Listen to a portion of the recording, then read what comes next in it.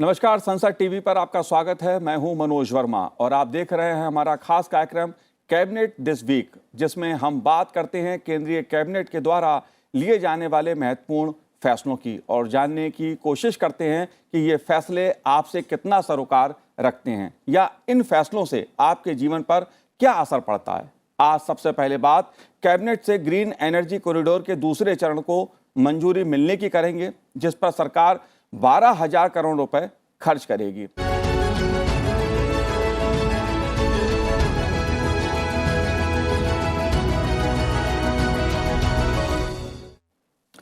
प्रधानमंत्री नरेंद्र मोदी की अध्यक्षता में हुई कैबिनेट बैठक में कई महत्वपूर्ण फैसले लिए गए, जिसमें अहम फैसला intra state transmission system green energy corridor से जुड़ा है। कैबिनेट ने इसके दूसरे चरण को मंजूरी दे दी है। आइए सबसे पहले देखते हैं ये रिपोर्ट।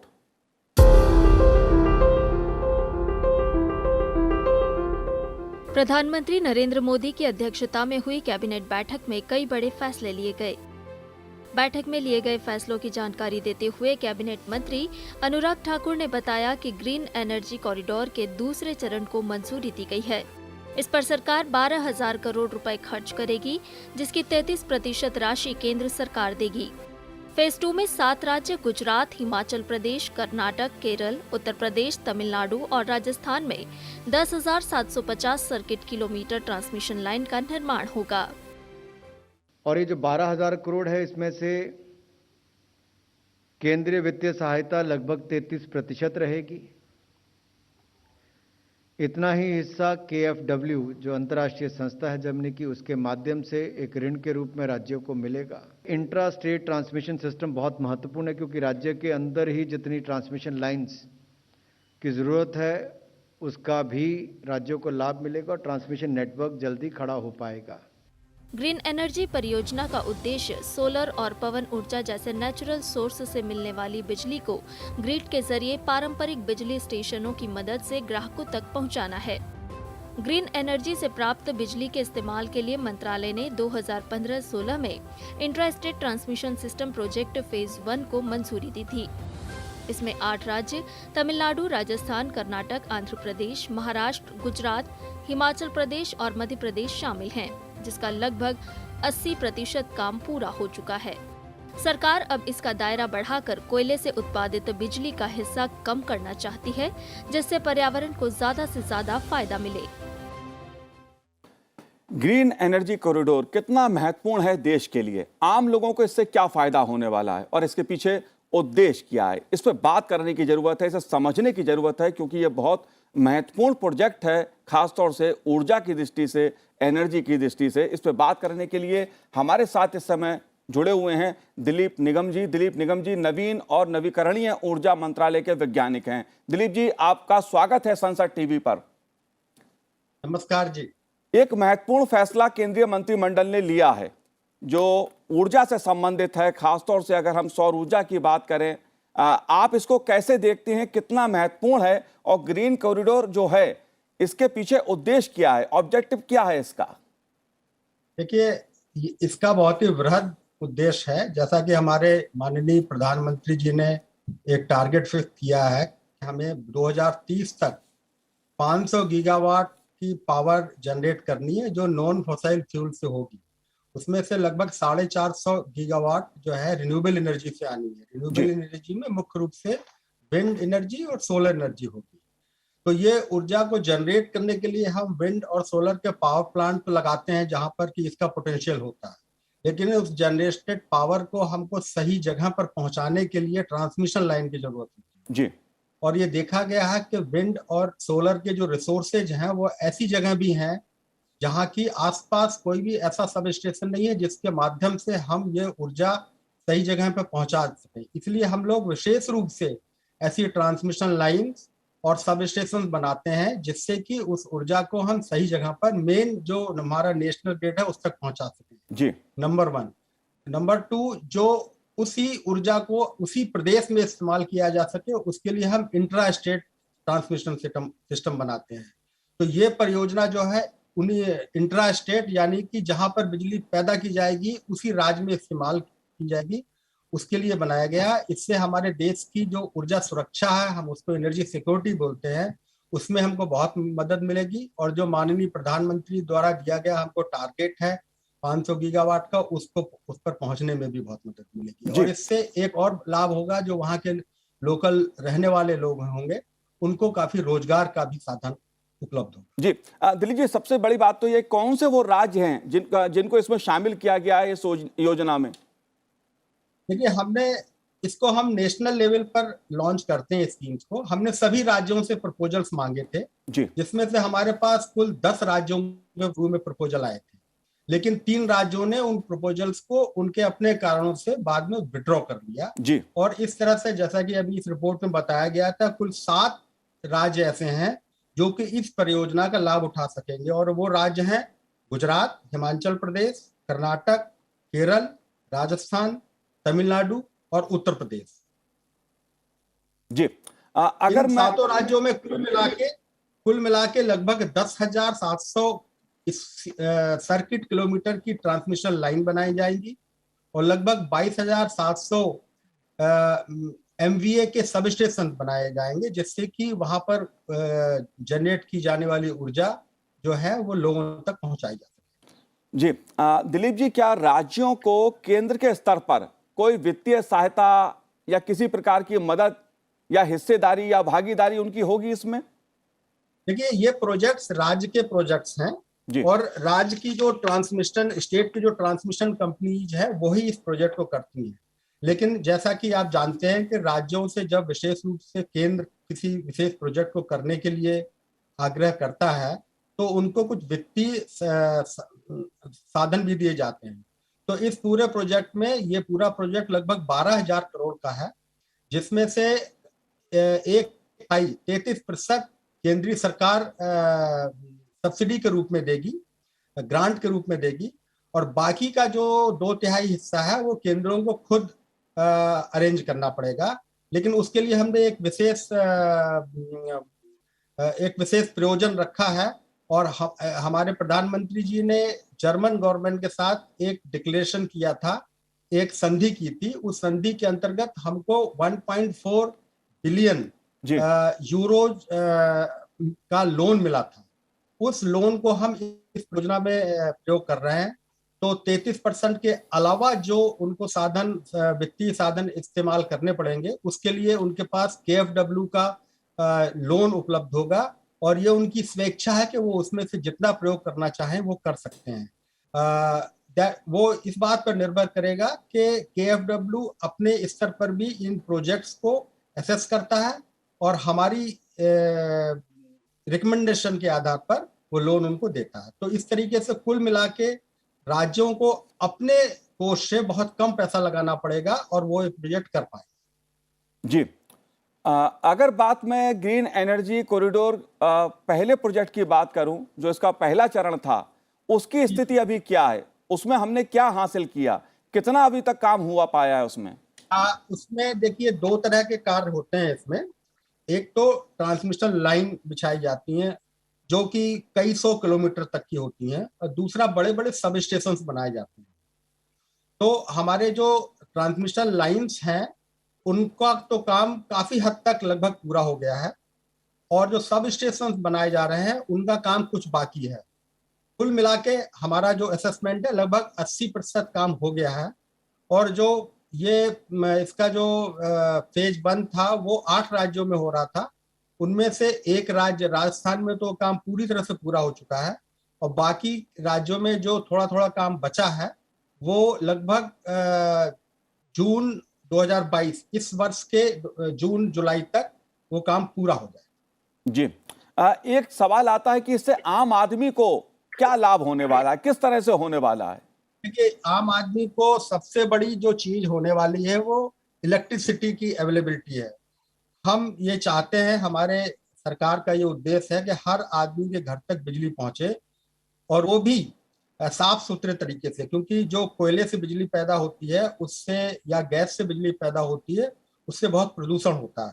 और आजकल हम लोग ग्रीन क्लाइमेट की बात कर रहे हैं, तो इस हिसाब से रिन्यूएबल एनर्जी से बिजली पैदा करके आम आदमी तक पहुंचाना इसका मुख्य उद्देश्य है।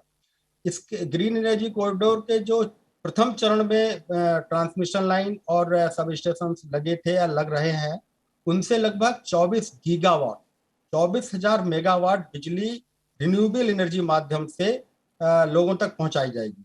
और जो दूसरा चरण है, जो जिसकी कल अभी कैबिनेट ने मंजूरी दी है, उसके अंतर्गत हम लगभग 20,000 मेगावाट यानी कि 20 गीगावाट बिजली रिन्यूएबल एनर्जी से पैदा करके लोगों तक पहुंचाएंगे।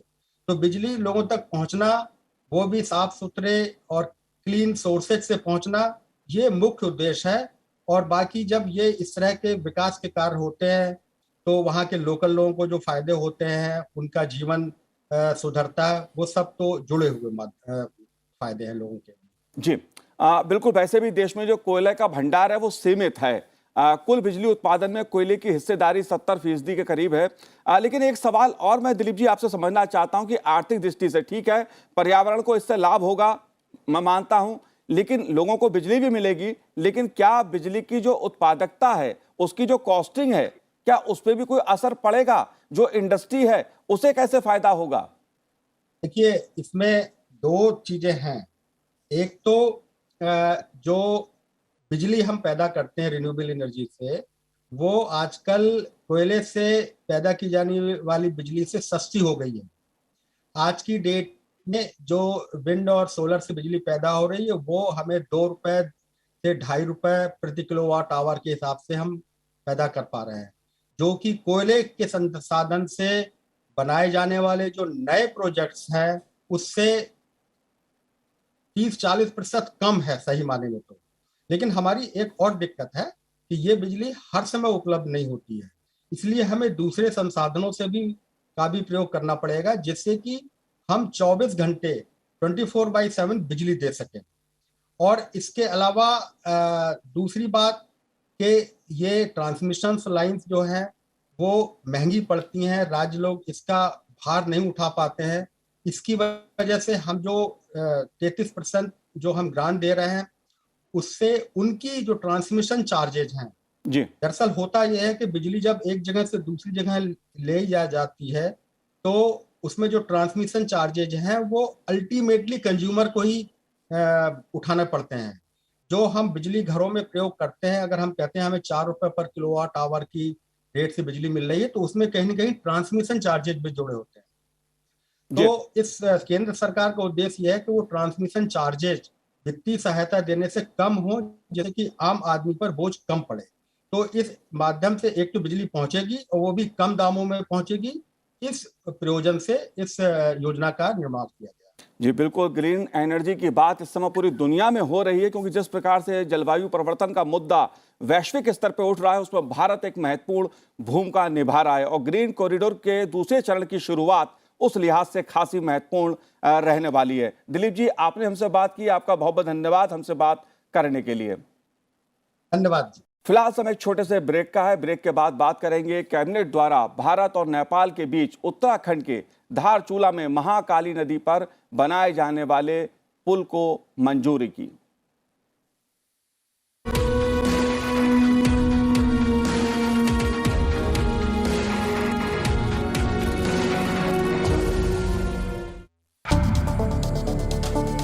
The joint statement said that a nuclear war cannot be won and must never be fought.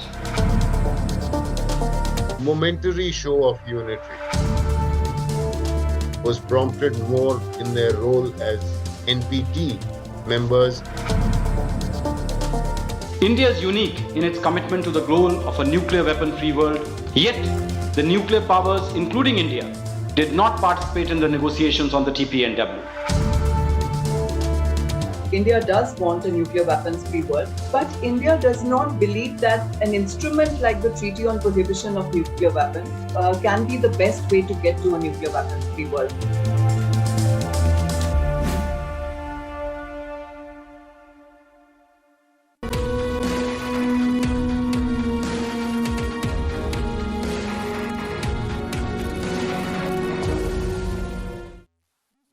Break के बाद आपका स्वागत है। अब हम बात करेंगे महाकाली नदी पर केंद्रीय मंत्रिमंडल के फैसले की। दरअसल उत्तराखंड के धारचूला में महाकाली नदी पर भारत और नेपाल के बीच पुल बनाने को कैबिनेट ने मंजूरी दे दी है। इस ब्रिज के बनने से नेपाल और भारत के रिश्तों को और मजबूती मिलेगी। देखते हैं इससे संबंधित ये रिपोर्ट। भारत और नेपाल के रिश्तों को और मजबूत करने के लिए बहुत जल्द उत्तराखंड के धारचूला में महाकाली नदी पर एक ब्रिज बनाया जाएगा। इस ब्रिज के लिए जल्द ही MOU साइन होगा। कैबिनेट बैठक के बाद केंद्रीय मंत्री अनुराग ठाकुर ने इस संबंध में जानकारी देते हुए कहा कि भारत और नेपाल के बीच उत्तराखंड के धारचूला में महाकाली नदी पर ब्रिज बनेगा। ये हमारे नेपाल से बेटी रोटी के रिश्ते को और मजबूत करेगा। उत्तराखंड में रहने वाले लोगों को भी लाभ मिलेगा और नेपाल की ओर रहने वाले लोगों को भी महाकाली नदी पर बनने वाले इस पुल का बहुत बड़ा लाभ मिलेगा और इसमें जल्द ही एक MOU दोनों देशों के बीच में साइन होगा। महाकाली नदी नेपाल और भारत के रिश्तों के लिए एक अहम मुद्दा रहा है। इस विषय पर विस्तार से बातचीत करने के लिए हमारे साथ इस समय मौजूद हैं नेपाल के पूर्व राजदूत रंजीत रे जी। रंजीत जी, आपका स्वागत है संसद टीवी पर। जी धन्यवाद। हाल ही में जो केंद्रीय मंत्रिमंडल है, भारत सरकार ने एक फैसला किया है महानदी पर पुल बनने का। इसे आप कैसे देखते हैं और कितना महत्वपूर्ण मानते हैं दोनों देशों के लिए? देखिए, बहुत महत्वपूर्ण फैसला है ये। इस पुल पे मैं जो पुल है मैं गया हूँ, ये झुलुंगा पुल है। इस पे लोग पैदल आते जाते हैं और यहाँ मोटरसाइकिल चलती है। अच्छा, और दोनों देशों के बीच में जैसे आपने कहा रोटी बेटी का रिश्ता है जी। हमारे वहाँ भूतपूर्व सैनिक कई हैं नेपाल में जो रहते हैं, अपनी पेंशन लेने पिथौरागढ़ आते हैं। धारचूला और पिथौरागढ़ बहुत इंपॉर्टेंट मार्केट्स हैं नेपालियों के लिए और आदान प्रदान बहुत होता है। तो अब जो ये मोटरेबल ब्रिज बनेगा जिसपे 4 व्हीलर्स वगैरह चल सकेंगे, तो मुझे लगता है इससे संबंध काफी सुदृढ़ होंगे, ट्रेड भी बढ़ेगा और जो रोटी बेटी का रिश्ता है और मजबूत होगा। साथ ही साथ महाकाली जो नदी है बहुत इंपॉर्टेंट नदी है क्योंकि ये बॉर्डर है भारत और नेपाल के बीच में। और आपको याद होगा कि 2020 में काफी नेपाल भारत के रिश्ते बिगड़े थे क्योंकि नेपाल ने इसी धारचूला सब डिविजन का कुछ इलाका जो है अपने मैप्स में दिखाया था जी। तो लोगों के बीच के संबंध भी बिगड़े थे। तो मुझे लगता है कि इस पुल से फिर से एक सौहार्दपूर्ण वातावरण बनेगा और रिश्ते और मजबूत होंगे। और अगर धारचूला से डाउनस्ट्रीम जाएं तो वहां पे एक बहुत बड़ा डैम बनने वाला है, वो है पंचेश्वर, जो 5000 मेगावाट बिजली प्रोड्यूस करेगा और जॉइंट प्रोजेक्ट है नेपाल और भारत के बीच में। तो मुझे लगता है कि इन सारी योजनाओं से भारत और नेपाल के रिश्ते जो हैं बहुत सुदृढ़ होंगे। जी बिल्कुल। इस संबंध में नेपाल के साथ एक MOU भी साइन होगा जल्दी भारत सरकार और नेपाल के बीच में। लेकिन एक सवाल ये उठता है, जैसा आपने कहा कि भारत और जो नेपाल के रिश्ते हैं वो रोटी बेटी वाले रहे हैं, बहुत मजबूत रिश्ते रहे हैं। लेकिन अगर आर्थिक दृष्टि से मैं बात करूं तो इस पुल के बन जाने से उत्तराखंड को क्या लाभ होगा और नेपाल का जो लगता हुआ इलाका है उसे क्या लाभ होगा? आर्थिक दृष्टि से, सामाजिक दृष्टि से ये कितना फायदेमंद रहेगा? बहुत फायदेमंद रहेगा क्योंकि देखिए इस एरिया में आना जाना बहुत है, बायलैटरल ट्रेड भी काफी है। जो पिथौरागढ़ का जो मार्केट है, जो डिस्ट्रिक्ट हेडक्वार्टर है, वो बहुत एक इम्पोर्टेंट सेंटर है नेपाल के लोगों के लिए, अपना सामान खरीदने ले जाते हैं। दूसरा, मेडिकल फैसिलिटीज के लिए अभी जो है लोगों को कंधे पे, साइकिल पे, स्कूटर, मोटरसाइकिल पे लाना पड़ता है ट्रीटमेंट के लिए। अगर जब ये मोटरेबल पुल बनेगा तो काफी उससे फायदा होगा। तो पिथौरागढ़ और धारचूला जो हमारी तरफ है वो बहुत इंपॉर्टेंट सेंटर्स हैं नेपाल के लोगों के लिए, मार्केटिंग के लिए, मेडिकल फैसिलिटीज के लिए, शिक्षा के लिए, कॉलेज के लिए। तो मुझे लगता है कि इसीलिए ये जो पुल है इसका बहुत एक अहम रोल रहेगा। जाहिर सी बात है कि आर्थिक दृष्टि से, सामाजिक दृष्टि से दोनों देशों के लिए मजबूती वाला पुल रहेगा।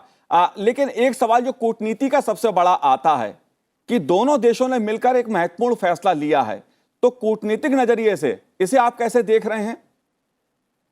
देखिए, भारत की जो पॉलिसी है, जो नेबरहुड फर्स्ट की पॉलिसी है, उसमें कनेक्टिविटी बहुत इंपॉर्टेंट है। तो इससे दोनों देश और जुड़ेंगे आपस में, आर्थिक उपलब्धियां होंगी दोनों देशों के लिए, और जो पीपल टू पीपल संबंध हैं, लोगों के बीच के संबंध हैं, और मजबूत होंगे। तो इसीलिए कूटनीतिक दृष्टि से भी इसका बहुत एक इम्पोर्टेंट फैसला है। जी, और अगर मैं पर्यटन की बात करूं तो उसको आप कैसे देखते हैं, क्योंकि उत्तराखंड पर्यटन की दृष्टि से बहुत महत्वपूर्ण राज्य है भारत का, और नेपाल में भी पर्यटन के लिहाज से तमाम ऐसी जगह हैं जहां पर भारत के लोग जाना घूमना फिरना पसंद करते हैं। बहुत महत्वपूर्ण है पर्यटन की दृष्टि से। आपको मैं बताऊं कि नेपाल की तरफ कई ऐसे मेले होते हैं, कई धार्मिक त्योहार होते हैं, कई महत्वपूर्ण मंदिर हैं जहां हमारे कुमाऊं के लोग जाया करते हैं, और इसी तरह नेपाल से लोग कुमाऊं में आते हैं, उत्तराखंड में आते हैं। तो इस लिहाज से भी इस पुल का काफी महत्व है। और आपको मैं ये भी बताऊं कि धारचूला जो हमारी तरफ है, अगर आपने कैलाश मानसरोवर की यात्रा की होगी तो धारचूला होके हम लोग जाते हैं कैलाश मानसरोवर। तो हर दृष्टिकोण से मुझे लगता है कि ये बहुत महत्वपूर्ण फैसला है। जी, अगर पावर प्रोजेक्ट की मैं बात करूं, या जो जिस तरह से बाढ़ वाला मामला भी एक रहता है, इसको आप कैसे देखते हैं कि पावर प्रोजेक्ट की दृष्टि से दोनों देशों के लिए कितना फायदेमंद, आने वाले समय में जो फैसले होने वाले हैं या जो योजनाएं बनने वाली हैं, उसे आप कैसे देखते हैं? तो देखिए, हम लोगों ने देखा है कि बाढ़ से कितनी त्रासदी होती है, कितना नुकसान होता है जान का, माल का। इसीलिए जो ये पंचेश्वर योजना है, जल विद्युत की योजना है, बहुत महत्वपूर्ण योजना है। इससे न केवल जल विद्युत का उत्पादन होगा, बट हमें सिंचाई के लिए फायदा होगा, और खास तौर जितना भी ये फ्लड कंट्रोल है इसमें बहुत फायदा होगा, क्योंकि जब डैम बनेगा तो नदी को नियंत्रण किया जा सकता है, और जब जरूरत होती है तो पानी छोड़ा जाता है। तो इससे कि दोनों देशों को बहुत फायदा होगा। इसीलिए जो महाकाली नदी है बहुत इंपॉर्टेंट नदी है, और हमें इसको, बॉर्डर तो है पर हमें ऐसी नदी इसको देखना चाहिए जो दोनों देशों को जोड़ती है।